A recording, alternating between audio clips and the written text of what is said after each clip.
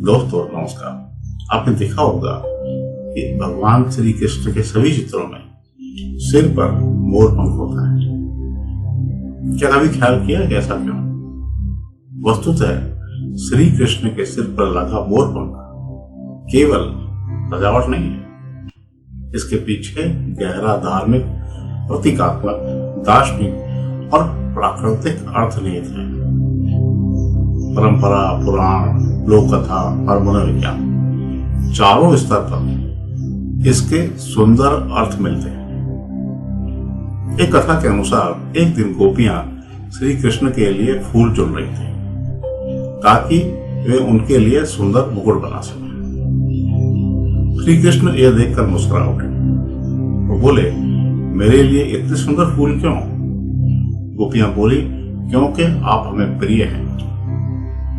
कृष्ण ने उत्तर दिया, जो भी बिना अहंकार के प्रेम देता है मैं वही पहनता हूं। तभी पास खड़ा मोर अपना सुंदर पंख गिरा देता है। श्री कृष्ण ने उसे उठाया और सिर पर लगा दिया। इसी क्षण से मोर पंख उनका प्रिय अलंकार बन गया।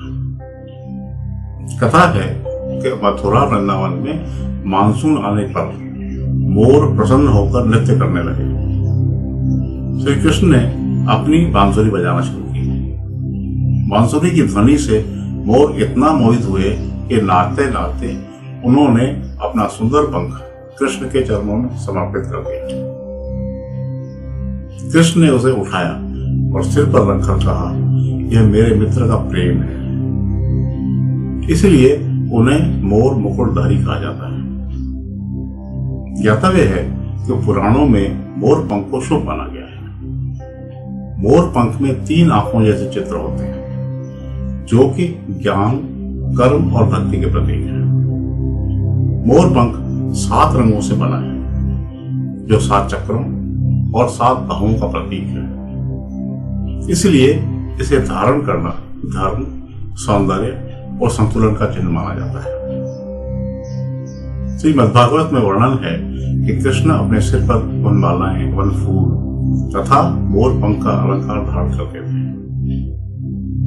यह उनके साधारण, सहज, प्रकृति के निकट और सबके मित्र होने का संकेत है।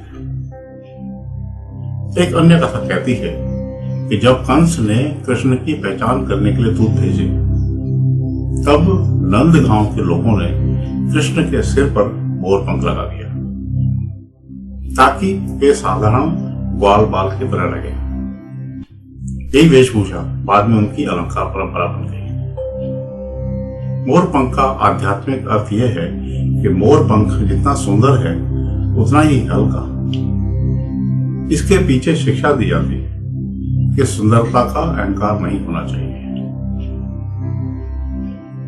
भारतीय परंपरा में मोर पंख को नजर दोष हटाने वाला, सकारात्मक ऊर्जा देने वाला और दिव्य कंपन पैदा करने वाला माना गया है।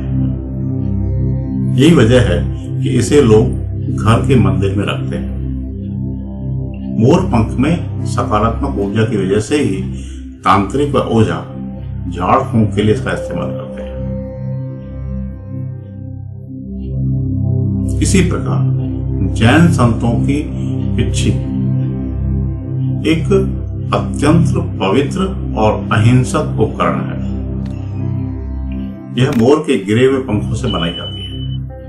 केवल स्वाभाविक रूप से जड़े हुए पंख, न कि किसी मोर को नुकसान पहुंचाकर। दिगंबर और श्वेतांबर परंपराओं में इसके आकार विन्यास में कुछ अंतर हो सकता है, पर सामग्री मोर पंख ही होती है।